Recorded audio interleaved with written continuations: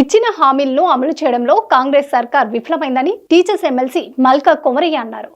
ఉద్యోగులు 5 డిఏలు అడిగితే 1 డిఏ మాత్రమే ఇచ్చారని, ఇది ఉద్యోగ ఉపాధ్యాయులను మోసం చేయడమని చెప్పారు. వెంటనే పీఆర్సీ ప్రకటించాలని, పెండింగ్ డిఏలను విడుదల చేయాలని ఆయన డిమాండ్ చేశారు. నాంపల్లిలోని బీజేపీ స్టేట్ ఆఫీసులో నిర్వహించిన ప్రజా భరోసా కార్యక్రమంలో పాల్గొన్న ఎమ్మెల్సీ మల్కా కొమరయ్య కరీంనగర్, మెదక్, నిజామాబాద్, ఆదిలాబాద్ సహా గ్రేటర్లో ఆయా ప్రాంతాల నుంచి వచ్చిన ప్రజలు, కార్యకర్తల ఫిర్యాదులను స్వీకరించారు. వివిధ సమస్యలపై వచ్చిన వారి సమస్యలను పరిష్కరించడానికి కృషి చేస్తానన్నారు. ప్రధానంగా టీచర్ల సమస్యల పరిష్కారానికి ప్రభుత్వంపై ఒత్తిడి తీసుకొస్తామన్నారు. ఆర్థికేతర సమస్యలు ఉన్నాయని, వాటన్నిటిని పరిష్కారం దిశగా కృషి చేస్తానని ఎమ్మెల్సీ మల్కా కొమరయ్య హామీ ఇచ్చారు. బీజేపీ భరోసా కార్యక్రమంలో భాగంగా ఈరోజు బీజేపీ కేంద్ర కార్యాలయం అన్న హైదరాబాద్లో మెదక్, నిజామాబాద్, కరీంనగర్, ఆదిలాబాద్ టీచర్స్ ఎమ్మెల్సీ మల్కా కొమరయ్య గారు ప్రజలకు అట్లాగే వివిధ డిపార్ట్మెంట్లకు సంబంధించిన వాళ్ళు కూడా ఇక్కడికి వచ్చి వినతులు ఇవ్వడం జరిగింది. వాళ్ళ సమస్యలు ఏం చెప్పారు అనేది కూడా మల్కా కొమరయ్య సార్ని అడిగి తెలుసుకున్నాం. సార్, ఇప్పుడు మీరు బీజేపీ భరోసా కార్యక్రమంలో స్టేట్ ఆఫీస్లో అవైలబుల్గా ఉన్నారు. మీకు వచ్చి ప్రజలు కూడా కొన్ని విజ్ఞప్తులు ఇచ్చారు కదా సార్? ఈరోజు పార్టీ హెడ్ క్వార్టర్స్లో తెలంగాణ నాంపల్లి ఆఫీస్లో ఈ భరోసా రెస్పాన్సిబిలిటీగా యాజ్ ఎమ్మెల్సీగా ఉండడం జరిగింది. దానికి డిఫరెంట్ సమస్యలతో కొంతమంది టీచర్స్, కొంతమంది ఎంప్లాయీస్, కొంతమంది స్టేట్ గవర్నమెంట్లో ఉన్న డిఫరెంట్ వాళ్ళ ప్రాబ్లమ్స్ మీద వచ్చారు.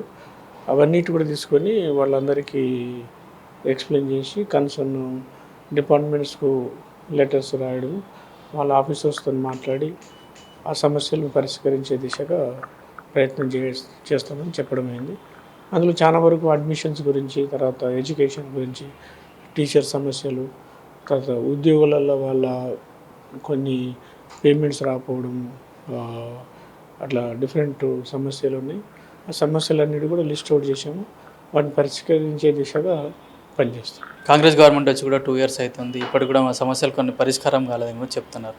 దాన్ని గవర్నమెంట్కి రిప్రజెంట్ చేయడంలో మీరు ఇంతకుముందు గవర్నమెంట్ కలవడం అట్లా జరిగింది సార్? కాంగ్రెస్ గవర్నమెంట్ వచ్చిన తర్వాత సమస్యలు చాలా ఉన్నాయి. అందులో టీచర్ సమస్యలు ఉన్నాయి. వాటి మీద మేము ఒక బుక్లెట్ తీసాము. అందులో ఆల్మోస్ట్ ఒక 200 pages ఉన్న ప్రాబ్లమ్స్ ఉన్నాయి.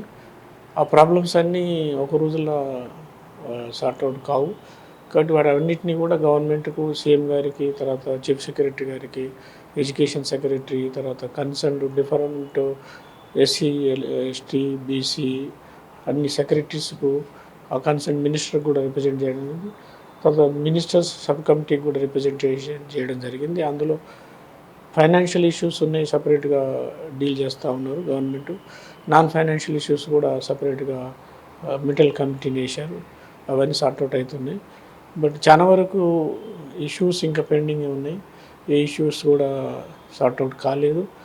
కాకుండా డిస్కషన్స్ అవుతున్నాయి, హైలైట్ అయినాయి.